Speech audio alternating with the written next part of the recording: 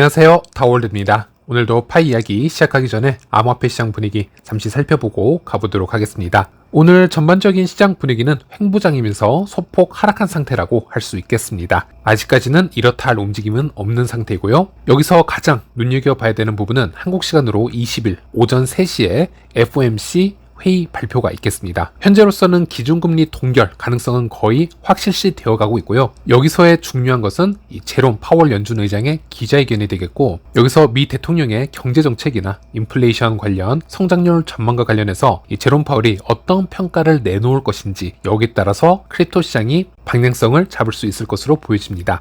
그렇기 때문에 현재는 비트코인, 알트코인 모두 상당히 조심스럽게 움직이고 있다, 이렇게 분석을 해볼 수 있겠고, 그리고 최근 이 크립토퀀트 주기영 대표가 비트코인의 강세장이 종료가 되었으며 향후 6개월에서 12개월 동안 이 크립토 가격이 약세를 보이거나 횡보할 가능성이 크다라는 전망을 내놓았습니다. 그렇기 때문에 여기에 대해서 국내외 미디어에서 다양한 논의가 이루어지고 있는데요. 참고로 주기영 대표의 분석글은 저도 지속적으로 팔로우를 하고 있지만, 과거의 사례를 돌아보면요, 종종 예측이 틀리는 경우가 많았었고요. 또 입장을 자주 바꾸는 경우도 많았던 터라서 단순한 이 참고 지표 정도로만 받아들이시는 것이 좋겠습니다. 그리고 이번 강세장이 끝났다라는 언급이 나오기까지 약 한 달 정도의 이 스탠스 변화가 있었던 것으로 보여지는데요. 예를 들어 지난달 20일에는 현재 패닉스를 하고 있다면 아마도 당신은 초보자일 것이다. 비트코인 상승 주기에서 30% 조정은 흔한 일이고 2021년에는 53% 하락이 있었지만은 여전히 최고치를 기록을 하며 회복을 했다. 가격이 오를 때 사고 가격이 떨어질 때 파는 것은 최악의 투자 전략이다. 명확한 계획을 가지고 투자하라라는 글을 올린 적이 있었습니다. 불과 한 달 전이었고, 또 지난 3월 4일에는 현재 강세 사이클은 여전히 온전하고 유효하다 라고 판단을 하고 있었고, 또 파이데이였죠. 3월 14일에는 아직은 하락장이라고 부르기에는 이르다 라고 언급이 되었었는데요. 그러다 지난 18일에는 비트코인 상승 주기는 끝났으며 향후 6개월에서 12개월 동안 하락 또는 횡보가 예상된다 라고 입장을 완전히 바꾸어 포스팅을 올린 것입니다. 물론 이 분석가의 관점은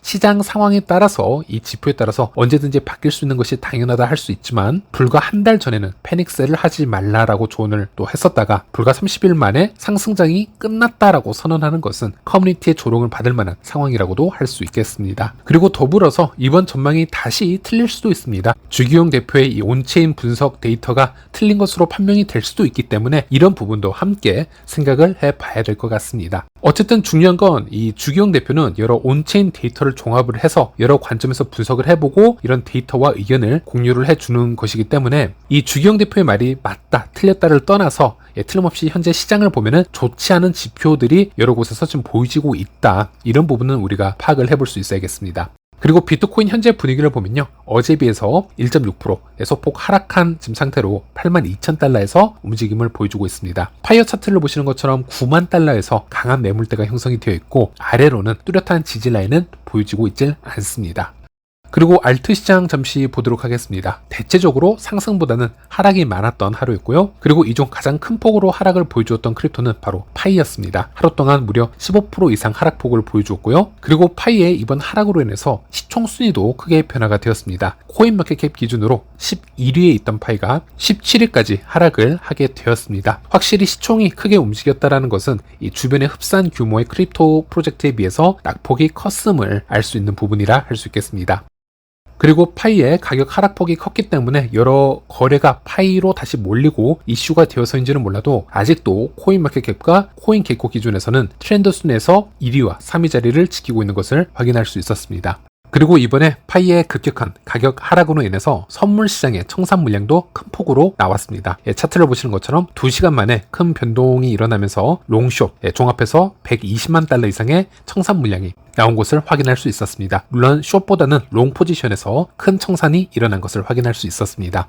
네, 이번에는 미디어로 잠시 옮겨 가보도록 하겠습니다. 여러 미디어에서 얘기하고 있는 이 파이 네트워크 하락 이유 잠시 요약해서 살펴보도록 하겠습니다. 현재 파이와 라이트코인 등 몇몇 코인들이 큰 하락을 겪고 있고 여러 이유가 있는데 그중 하나가 이는 시장 참여자들이 올해 두 번째 연방준비제도의 금리 결정 발표를 기다리고 있기 때문이다. 지금 이렇게 언급하는 것을 볼 수 있고 주식 및 암호화폐 투자자들은 최근의 매도세와 경기 침체에 대한 우려가 페드의 정책 방향을 완화시키기를 기대를 하고 있고 만약 페드가 완화적인 태도를 보인다면은 이는 비트코인과 현재 큰 폭으로 하락을 했던 몇몇 메이저 알트코인들에게는 반등을 하는 데 있어서 긍정적인 촉매제가 될 것이다. 이렇게 분석글을 확인을 할 수 있었고요. 또 한편 블록미디어에서는 파이코인의 하락의 이유를 KYC 시스템에서 찾고 있는 것을 볼 수 있었습니다. 파이 네트워크는 지난달 20일 메인넷 전환으로 OKX 등 여러 글로벌 거래소에 상장이 되었지만 여러 오류로 인해서 파이 네트워크의 KYC 인증 절차가 크게 지연이 되는 등 여러 문제가 발생하면서 내림세가 시작이 됐다. 이에 따라서 파이 가격은 지난달 27일 고점을 달성한 후 대규모 매도 압력으로 인해서 급격히 하락을 했다. 이렇게 분석을 하기도 했는데요. 이 블록 미디어 외에도 여러 미디어에서 파이의 KYC나 마이그레이션의 지체에 대해서 이것을 하나의 악재로 설명을 하고 파이 가격의 원인으로 설명을 하는 것을 볼 수 있었고 또 몇몇 미디어에서는 이번 유예기간이 종료가 되고 아직 KYC를 신청하지 않은 이 계정의 파이 보상을 취소하는 그런 시스템에 대해서 하나의 악재 뉴스로 전하는 것을 또 살펴볼 수 있었는데 사실 이 부분은 쉽사리 이해하기가 어려운 그런 논리라고 할 수 있겠습니다. 오히려 기존의 다계정으로 이루어졌던 가계정들 또는 전혀 KYC를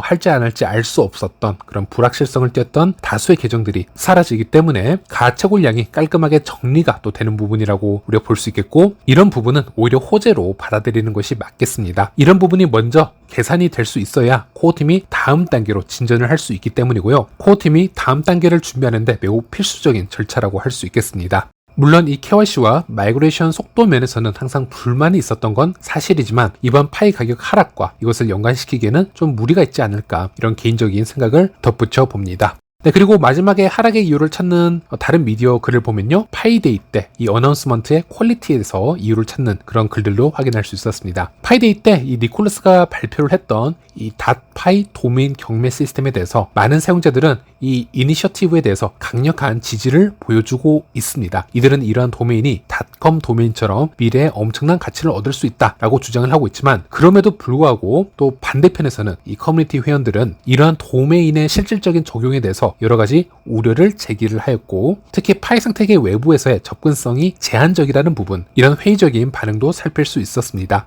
그리고 무엇보다 가장 중요한 건 이 미디어에서는 그 부분을 언급을 하지는 않았지만 파이데이 때 추가적인 발표가 더 나왔어야 되는데요. 아직 커뮤니티나 미디어나 투자자들을 만족시킬 만한 추가적인 발표가 나오지 않았다라는 점에서 이번 파이의 가격의 하락의 이유를 찾는 것이 더 맞을 것 같습니다. 자, 그렇다면은 파이데이 때 발표가 되지 못했던 부분 그리고 아직 준비가 끝이 나지 않았기 때문에 좀 더 기다려야 되는 부분 그래서 코어팀이 어떤 추가 발표를 할 수 있을지 여기에 대해서 한번 예상을 해보는 시간을 가져보도록 하겠습니다. 이는 작은 기술적 업데이트가 될 수도 있겠고요. 또 외부 미디어의 관심을 이끌고 파이 가격을 반등시킬 수 있는 중요한 요소들이 될 수도 있을 것 같습니다.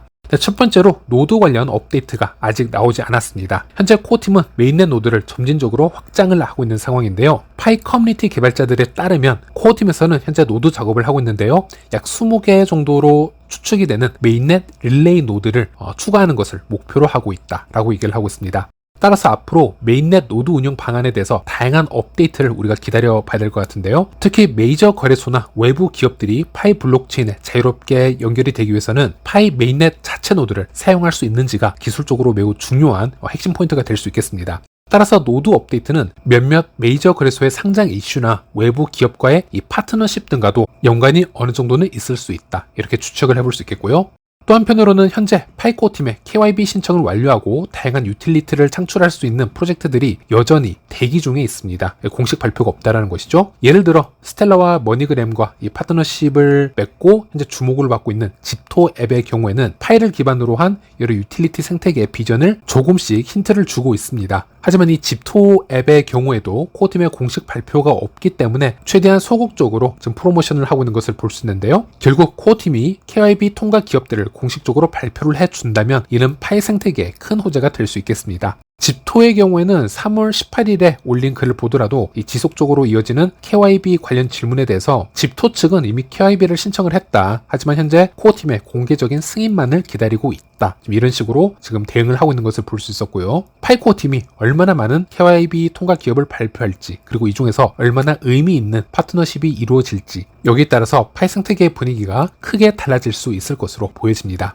그리고 영상 조금 전에도 설명을 해드렸지만은 KYC 마이그레이션 유예기간이 종료가 되었고, 기존에 KYC 신청을 하지 않았던 가계정들이나 잠자고 있는 계정들의 파이 보상은 모두 취소가 될 예정입니다. 미디어에서는 여기에 대해서 이해도가 좀 부족해서인지 이런 상황을 악재로 표현을 하고 있는 것을 우리가 볼 수 있었고, 현재 코어팀은 유예기간이 종료가 되면서 이 알고리즘 정리를 한번 해야 되고요. 토크노믹스에 대한 업데이트가 한 번 더 필요할 것으로 보여집니다. 예를 들어 총 650억 개 채굴풀에서 총 채굴이 된 파이 수는 이 정도였다면은 이 중 몇 프로 정도가 KYC 미신청으로 인해서 다시 650억 개 풀로 돌아갈 것인지, 그리고 앞으로 채굴 공식의 변화는 있는 것인지, 또는 2차 마이그레이션은 어떻게 될 것인지 등등, 이런 부분이 업데이트가 된다면 혼란스러웠던 미디어나 커뮤니티에게도 좀 더 정리가 되면서 더 이상 이것에 대해서 불필요한 악재 뉴스는 나오지 않을 것으로 예상이 됩니다. 그래서 이런 부분도 한번 예측을 해볼 수 있어야겠고요. 네, 마지막으로 정리하면서 영상 마치도록 하겠습니다. 현재 파이 가격 이 하락에 대해서 많은 분들이 큰 스트레스를 받고 있을 거라 생각을 합니다. 어찌 보면 오픈 네트워크 출시 이후에 처음 맞이하는 제대로 된 스트레스 테스트가 아닐까, 이렇게도 말씀을 드릴 수 있겠는데요. 여기서 스트레스 테스트란